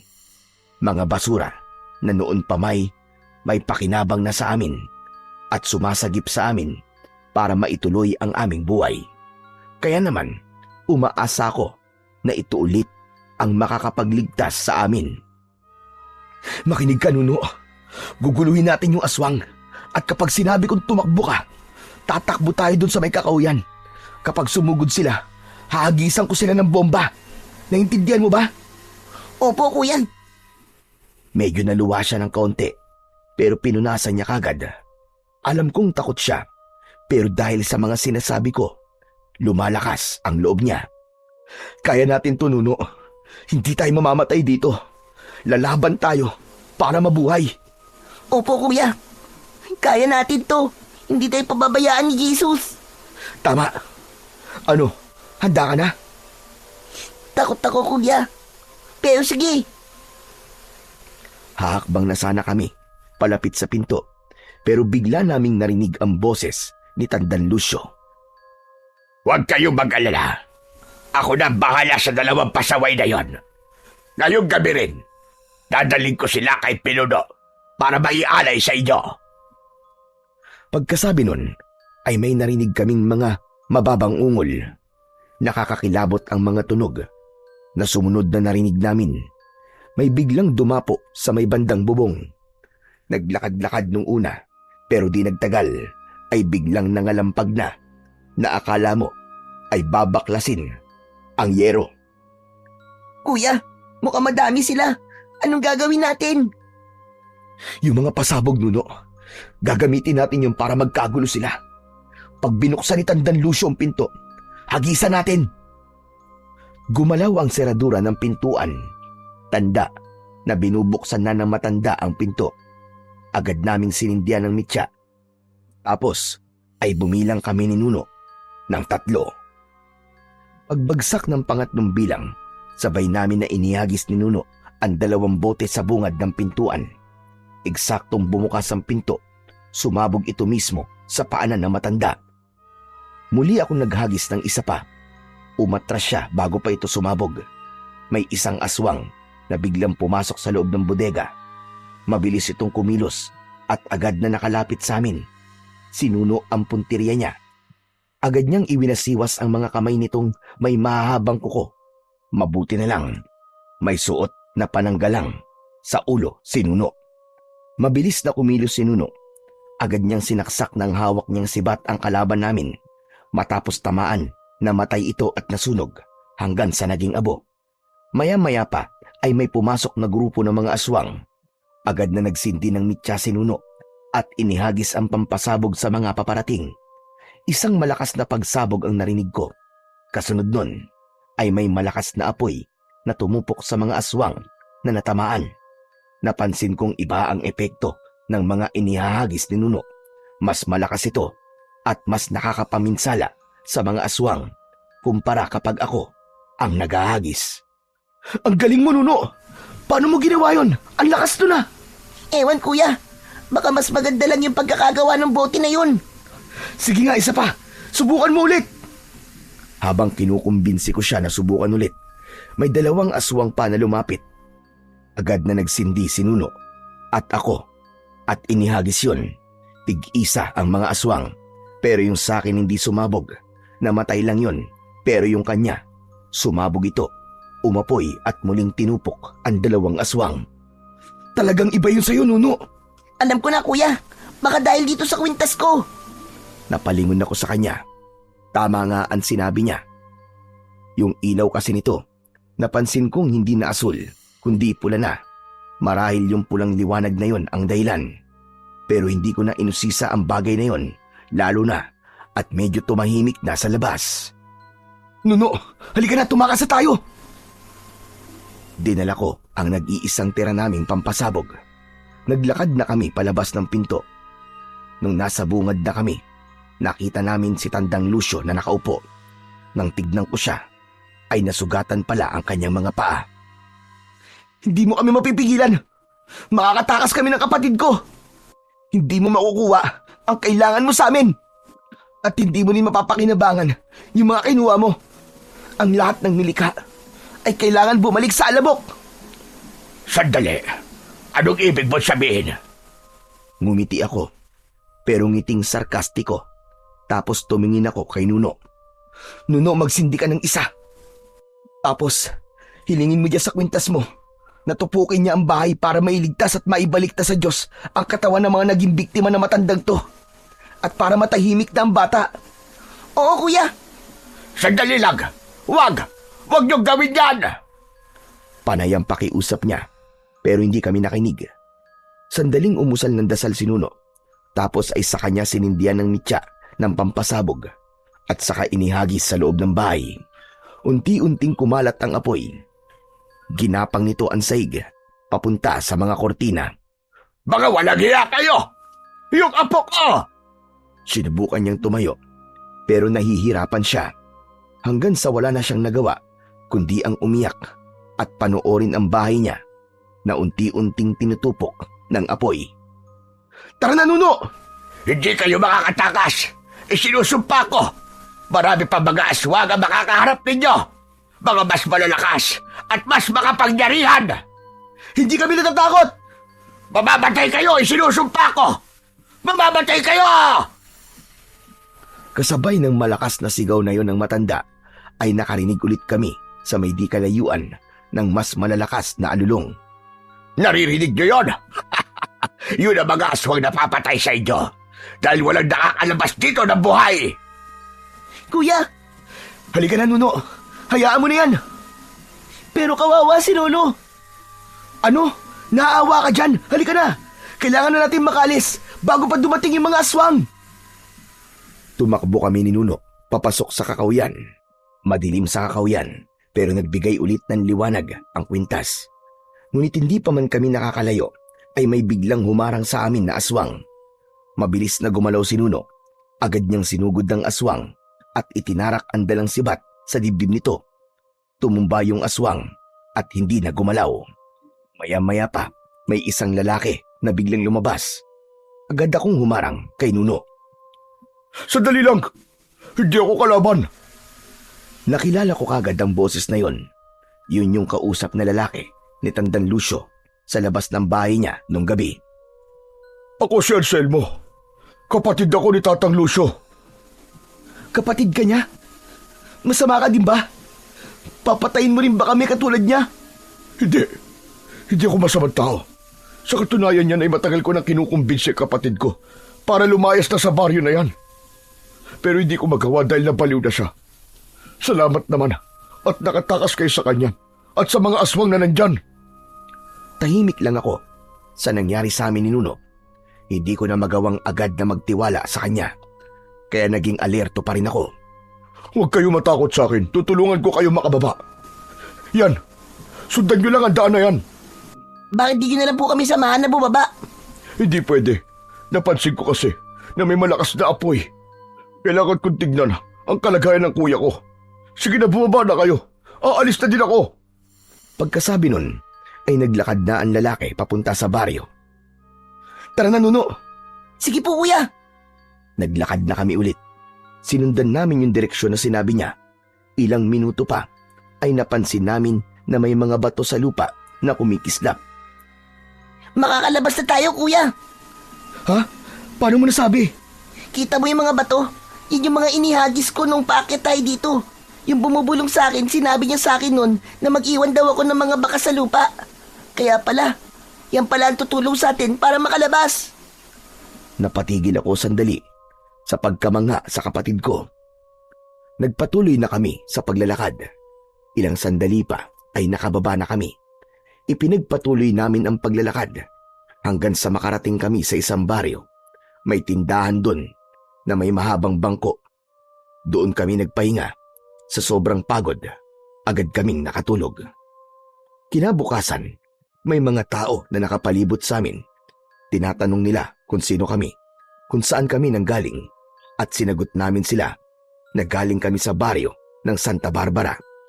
Agad na nanlaki ang mga mata nila nang marinig yun. Sinabi nila sa amin, matagal nang iniiwasan ang baryo na yon dahil marami nga ang may hinala na pugad daw ng aswang ang baryo na yon. Tinanong nila kami kung totoo yun at sinagot sila ni Nuno ng totoo. Samantala yung mga tao na yon, matapos malaman ang nangyari sa amin, nag-alok sila ng tulong pero tumanggi kami. Sa nangyari sa amin, mas gusto ko na lang na bumalik sa bayan at doon ipagpatuloy ang buhay na muntik nang nawala dahil sa kamay ng mga aswang. Nang paalis na kami, yung mga tao, nag-ambagan sila ng pera at ibinigay sa amin at may isa sa kanila na nagboluntaryong ihahatid na lang kami sa bayan. Pagdating namin sa bayan, bumalik kami sa lansangan pero may agad na nakapansin sa aming mga pulis dahil sa itsura namin. Dinala nila kami sa police station tapos ay nag-report sila sa DSWD. Dinala nila kami sa shelter at doon kami binigyan ng pagkain, damit at matutuluyan. Ilang linggo ang lumipas, unti-unti na kaming nakapagsimula. Si Nuno, pumasok na ng paaralan. Ako naman, tinuruan na magtrabaho sa pag-aayos ng mga gamit at pagre-recycle ng mga patapong bagay. Sa lugar na yon, unti-unti kaming nakaramdam ng kapayapaan na hindi namin natagpuan sa matagal na panahon. Habang tumatagal, unti-unti na naming nakakalimutan yung trauma at takot na nangyari sa amin sa baryo ng Santa Barbara. Pero yung naging karanasan namin doon, hindi yun nabura sa isip namin dahil naging bahagi na yun ng buhay namin at siyang nagdala sa amin sa isang panibagong simula.